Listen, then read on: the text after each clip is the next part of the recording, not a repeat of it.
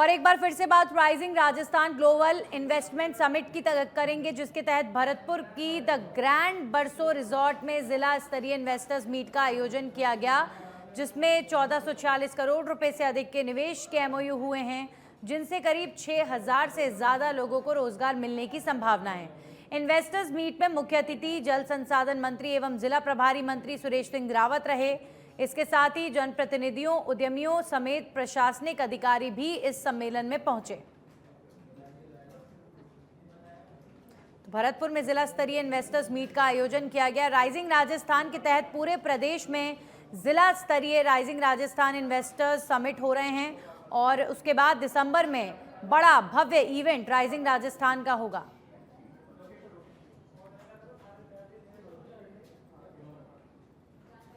तो भरतपुर में rising Rajasthan investor summit में 1446 करोड़ रुपए के निवेश के एमओयू साइन हुए हैं, जिसके तहत तकरीबन 6000 लोगों को रोजगार मिलेगा और पूरे प्रदेश में इस समय एमओयू साइन किए जा रहे हैं। और चलिए अब आपको सुनवाते हैं स्पीकर ओम बिरला क्या कुछ कह रहे हैं। इस वक्त बूंदी में अपना संबोधन दे रहे हैं, सुनिए।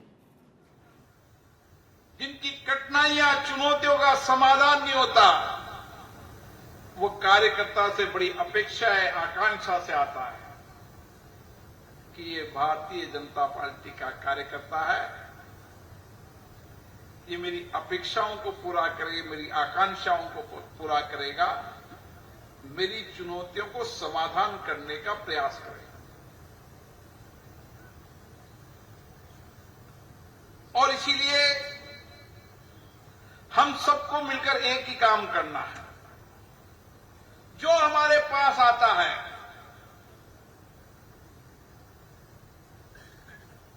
जो समस्याएं लेकर हमारे पास आता है, उसकी समस्या को गंभीरता से सुनना और उसके लिए अनवरत प्रयास करना। ऐसी कोई समस्या नहीं है जिसका समाधान नहीं हो सकता। अगर हमने मन कमजोर कर लिया, हमने अपने आत्मविश्वास को कमजोर कर लिया, हमने मन में निराशा व्यक्त कर ली, तो हम उस अभाव में रहने वाले व्यक्ति के सपनों को पूरा नहीं कर पाए। लेकिन हमने सोच लिया कि नहीं। और बात करेंगे खैरथल तिजवारा के भिवाड़ी से खबर है, जहां पर लोक आस्था के महापर्व छठ में नहाए खाए के दूसरे दिन खरना का व्रत रखा गया और शाम को गुड़ की खीर, रोटी, केला, तुलसी, घी का दीपक जलाकर भगवान सूर्य का पूजन किया गया। इस अवसर पर सफाई का विशेष महत्व होता है और आज डूबते सूरज की पूजा भी करेंगे और कल उगते हुए सूर्य को अर्घ्य देकर इस महापर्व को संपन्न किया जाएगा। और सभी तरह की सावधानियों को हम देख रहे हैं, किसी तरह की अनहोनी ना हो, सभी व्यवस्थाएं जो है देख करके चल रहे हैं। जीएम साहब से परमिशन प्राप्त करके उसी के दिशा निर्देशानुसार जो रियायतें बरतने के लिए कहा है, वो सारी जो है रियायत। वहीं सांभर झील क्षेत्र में प्रवासी पक्षियों की मौत का सिलसिला थमने का नाम नहीं ले रहा। अब तक पक्षियों की मौत का आंकड़ा करीब 500 के पार पहुंच चुका है। प्रवासी पक्षियों के बचाव के लिए रेस्क्यू टीम लगातार सांभर झील क्षेत्र में कार्य करती हुई नजर आ रही है। तो वहीं रेस्क्यू टीम की 10 टीमें लगातार सांभर झील क्षेत्र का दौरा भी कर रही हैं। घायल पक्षियों का नावा पशु चिकित्सालय में उपचार के बाद उन्हें रेस्क्यू सेंटर भेज दिया जाता है। तो अब तक 500 के करीब पक्षियों की मौत हो चुकी है और नावा सिटी में सांभर झील के पास पक्षियों की मौत इसलिए चिंता का विषय हो जाती है क्योंकि जब पक्षियों की मौत होती है तो हजारों की संख्या में पक्षियों की मौत होती है। इससे पहले कई बार ऐसे प्रकरण सामने आए और अब तक 500 के करीब पक्षियों की मौत हो चुकी है। तो ये बहुत चिंता का विषय बन चुका है। तो रेस्क्यू टीम्स ग्राउंड पर हैं और कोशिश की जा रही है कि इन प्रवासी पक्षियों को बचाया जा सके।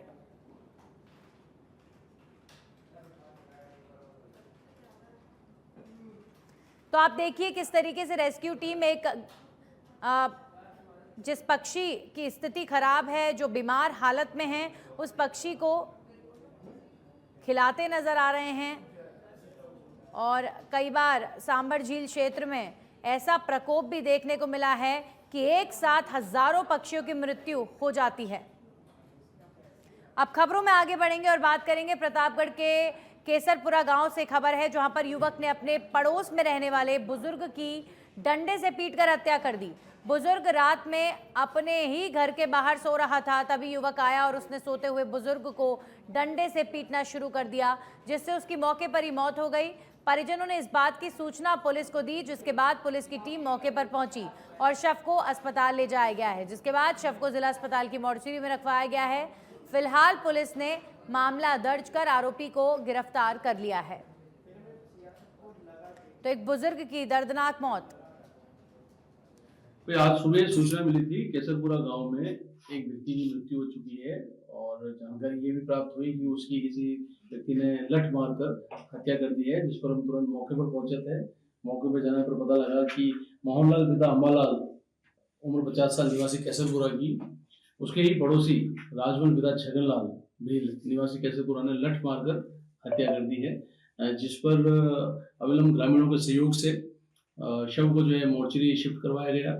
शव का पीएम करवाया जा रहा है और परिजनों से रिपोर्ट प्राप्त कर अग्रिम खबरों में आगे बढ़ेंगे और बात करेंगे। खबर डूंगरपुर के बिछीवाड़ा से है, जहां पर पुलिस ने बड़ी कार्रवाई करते हुए 10 लाख की कीमत की 205 कार्टन शराब का परिवहन करते हुए एक कंटेनर को जब्त किया है। मुखबिर से मिली सूचना पर उदयपुर से अहमदाबाद जाने वाले मार्ग पर कंटेनर को जब्त करने की पुलिस ने कार्रवाई की है। साथ ही ड्राइवर को भी गिरफ्तार कर केस दर्ज किया गया है।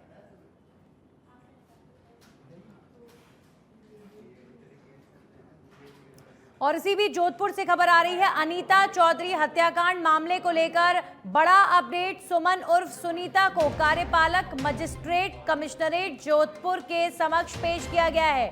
सुनीता और मनमोहन चौधरी के बीच बातचीत का ऑडियो वायरल हुआ था। अनीता की सहेली है सुनीता और अब इस हत्याकांड में लगातार पूछताछ भी हो रही है। और अनीता चौधरी हत्याकांड में सुमन, जो अनीता की सहेली थी, सुमन उर्फ सुनीता को कार्यपालक मजिस्ट्रेट कमिश्नरेट जोधपुर के समक्ष पेश किया गया है। सुनीता से अब पूछताछ होगी। सुनीता और मनमोहन चौधरी के बीच जो बातचीत हुई वो ऑडियो वायरल हो रहा है।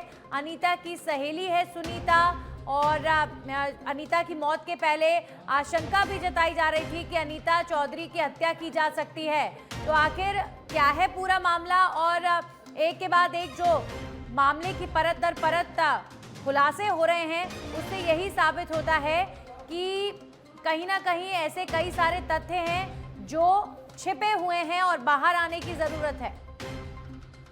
हमारे सहयोगी जितेंद्र जुड़ गए हैं। जितेंद्र, सुनीता से अब पूछताछ होगी और अभी फिलहाल बताइए सुनीता किस तरीके से इस मामले में घेरे में नजर आ रही है? बिल्कुल बता दूं कि सुनीता जो है, एक ऑडियो वायरल हुआ था 18 मिनट का। उस ऑडियो के बाद पुलिस ने जो है सुनीता को गिरफ्तार किया था और सुनीता को गिरफ्तार करने के साथ ही उससे पूछताछ की गई थी। 48 घंटे की पूछताछ के बाद आज उसे जो है कार्यपालक मजिस्ट्रेट के सामने पेश किया गया और सुनीता को जो है फिर से दस्तयाब का पुलिस अपने साथ लेकर गई है। कहीं ना कहीं सुनीता, वो राज सुनीता के पास भी है जो अनीता के पास है, क्योंकि सुनीता ने ये कहा था ऑडियो में कि जो है अनीता जी ने मुझे बहुत कुछ बताया है, इन लोगों से जो है अनीता संपर्क में थी। तो कहीं ना कहीं सुनीता भी अनीता के कुछ राज सुनीता के साथ जानकारी में आया है कि पता है और इसी वजह से पुलिस ने दस्तयाब किया है, पहले बाद में गिरफ्तार किया।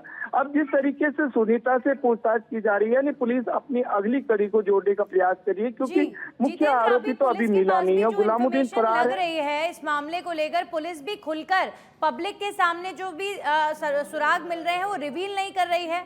मामले का इन्वेस्टिगेशन हो रहा है, लेकिन क्यों हत्या हुई, क्या कारण रहे और क्या कनेक्शन अनीता चौधरी का कातिलों के साथ था और कौन कौन मर्डरर्स में हो सकते हैं शामिल, तो ऐसे में कुछ भी पता नहीं चल पा रहा है। पुलिस सारी सूचनाओं को गुप्त रख रही है। निश्चित रूप से पुलिस जो है किसी मामले को लेकर अभी तक कोई प्रेस कॉन्फ्रेंस भी नहीं कर रही है, ना बता रही है। जिस तरीके से जो कार्रवाई चल रही है, पुलिस क्या कार्रवाई कर रही है, कहां तक पहुंची, इसके बारे में भी जो है अभी तक मीडिया के सामने आके नहीं बताया है। जो पहली प्रेस कॉन्फ्रेंस हुई थी वो जरूर उस समय एक ये पुलिस की ओर से कहा गया है कि हो सकता है कि लूट के इरादे से हत्या की गई, लेकिन उसके बाद किसी तरीके से मीडिया के सामने आना है या पुलिस के सामने आकर कुछ बताना, कहां तक इन्वेस्टिगेशन पहुंची है, कि आरोपी कितने दूर है, कहां टीमें हैं, ये कुछ भी नहीं बता रही है। यानी कहीं ना कहीं मीडिया से बचते हुए पुलिस भी नजर आ रही है।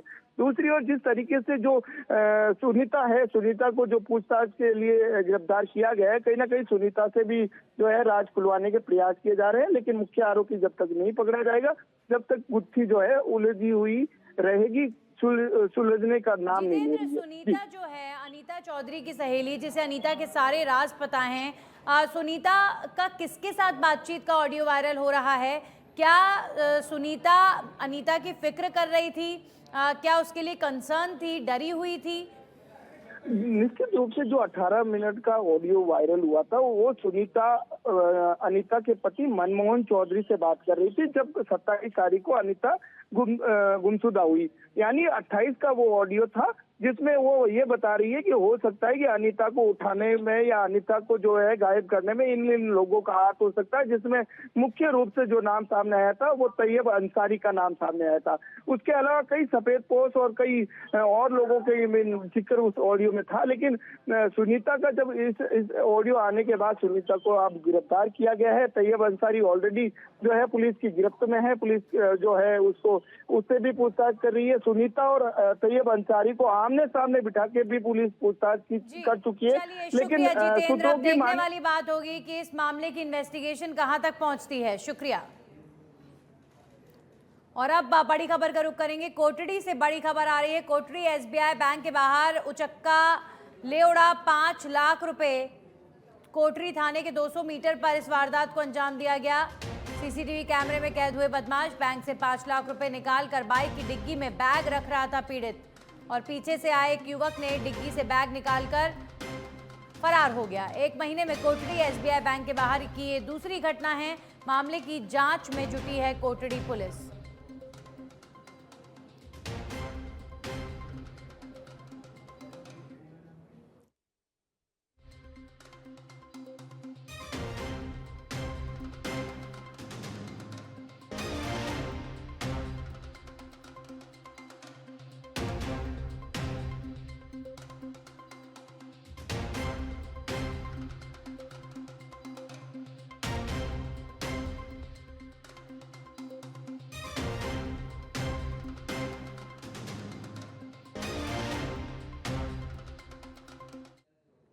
अब खबरों में आगे बढ़ेंगे और बात करेंगे प्रतापगढ़ की। अरनोद पुलिस ने मारपीट के मामले में कार्रवाई की है, जहां पुलिस ने घर में घुसकर मारपीट और तोड़फोड़ करने के मामले में फरार 4 आरोपियों को गिरफ्तार किया है।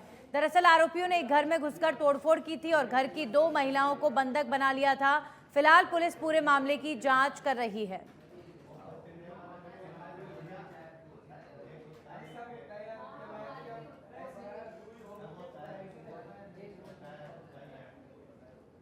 अब खबरों में आगे बढ़ेंगे और बात करेंगे झालावाड़ में। कांग्रेस विधायक सुरेश गुर्जर ने किसानों के साथ मिलकर खानपुर में बिजली विभाग के कार्यालय के सामने 1 दिवसीय सांकेतिक धरना प्रदर्शन किया और सरकार के खिलाफ जमकर नारेबाजी की।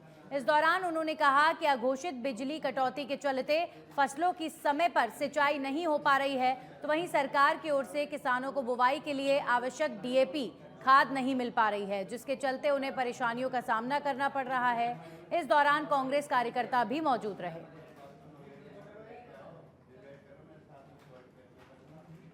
वहीं सवाई माधोपुर से बड़ी खबर। नाबालिग का अपहरण करने के बाद दुष्कर्म के मामले में आरोपी को सजा सुनाई गई। आरोपी को नाबालिग से पॉक्सो एक्ट के तहत लंबे अरसे के बाद दोष सिद्ध मानते हुए 20 साल के कठोर कारावास की सजा सुनाई गई है। इसके साथ ही 23,000 रुपए की राशि से न्यायाधीश ने दंडित किया। राज्य सरकार की ओर से विशिष्ट लोक अभियोजक अनिल कुमार जैन ने पैरवी करते हुए दुष्कर्म की पीड़िता को न्याय दिलाया है।